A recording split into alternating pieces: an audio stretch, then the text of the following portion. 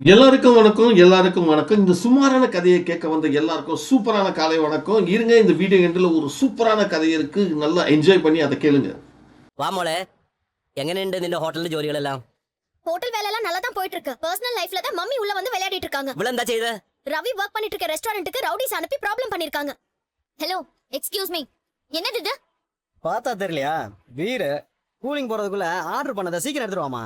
நீங்க ட்ரிங்க்ஸ் எல்லாம் பண்ணக்கூடாது sir. Liquor is not allowed. நிக்கிறா அப்படின்னா ட்ரௌசர் தானடா. ஹலோ, சொல்லிட்டு இருக்கல, ஸ்டாப் இட். மச்சான், ஹோட்டல் வெயிட்டர் சும்மா ஃபாரினர் மாதிரி தான் இருக்காங்க. ஓனர் ஓ ஹோட்டல் ஓனரா? யாரா இருந்தா என்ன, ஆர்டர் பண்ணதை சீக்கிரம் எடுத்துடுவாமா. இந்த பாரு, சிக்கன் ரஃப்பா இருக்க கூடாது, உன் கை மாதிரி சாஃப்டா இருக்கணும். ஹலோ பிரதர், என்ன பண்ணிட்டு இருக்கீங்க? பார்த்தா தெரியல, சரக்கு அடிக்கிறோம். இது ஃபேமிலி ரெஸ்டாரண்ட், இங்க தண்ணில அடிக்கூடாது. நாங்களும் ஃபேமிலி தான்பா.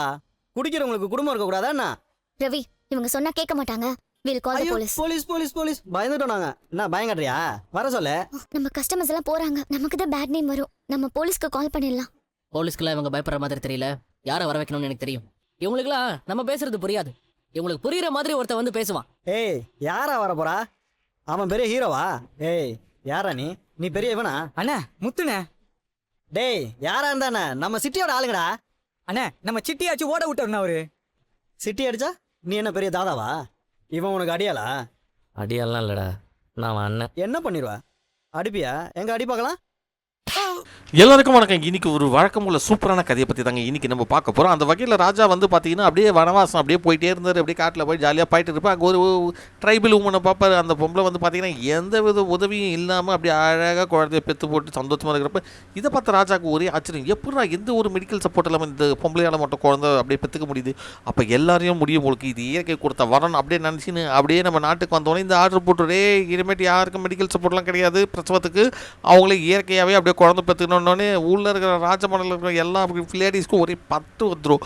என்னடா இவன் பைத்தியக்காரத்தனமா ஆர்டர் போட்டானே இதை தெரிஞ்சுக்கிட்டு யாராவது பீர்பால் கிட்ட போய் பீர்பால் டே நீ தான் காப்பாற்றணும், இல்லைடா இவன் கேட்ட குழந்தை பெற்றுக்கணுன்றல கொண்டுடுவானா இந்த பைத்தியக்காரன் பண்ணர் அப்படின்னு சொல்கிறப்ப சரி அதெல்லாம் கவலைப்படாதீங்க அப்படின்னு பார்க்குறப்போ இதுக்கு நான் சொல்யூஷன் கொடுக்குறேன்னே ஒரு 2 நாள் உடனே அப்படியே பண்ண காற்று ஓட்டமோ ஒரு தோட்டத்தில் அப்படியே ரோஜா வண்ணம் போயினே இருக்கிறப்ப பார்த்தீங்கன்னா அவரோட ஆசையான ரோஜா செடி எல்லாமே காலியாக இருக்கும். உடனே தோட்டக்காரனை கொண்டு டே என்னடா பார்த்துக்கிற உனக்கு எதுக்குடா சம்பளம் அப்படியே கிழிக்கிறப்ப டாப்புன்னு நம்ம மந்திரி உள்ள போது இருமண்ணா ஏன் பண்ண அப்படியே டென்ஷன் ஆகுறீங்க?